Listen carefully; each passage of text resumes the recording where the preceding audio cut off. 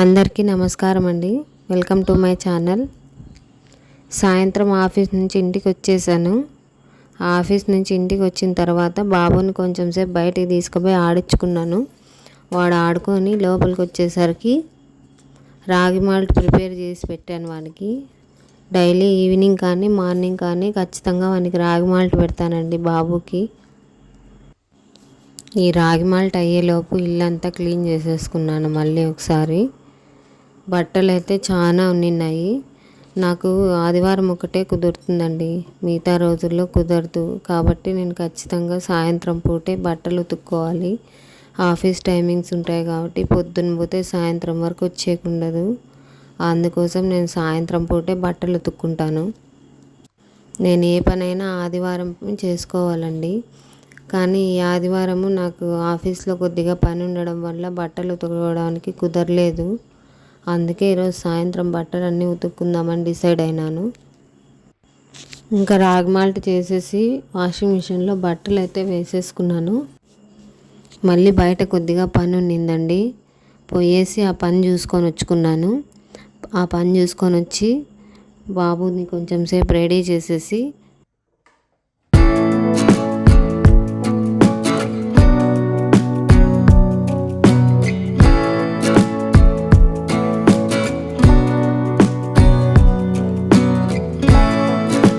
రాత్రి మేము తినడానికి టమోటా రైస్ చేసుకున్నామండి. సింపుల్గా అన్నం వేడివేడిగా చేసేసి టమోటా రైస్ కలిపేశాను. టమోటా రైస్ సింపుల్గా ఎట్లా చేయాలనేది నేను వీడియో చేశానండి ఒకటి. ఆ వీడియో నేను నా ఛానల్లో పోస్ట్ చేశాను. సింపుల్గా టమోటా రైస్ ఎట్లా చేసుకోవాలనేది ఒకసారి వెళ్ళి వీడియో చూడండి, చూసి లైక్ చేయండి.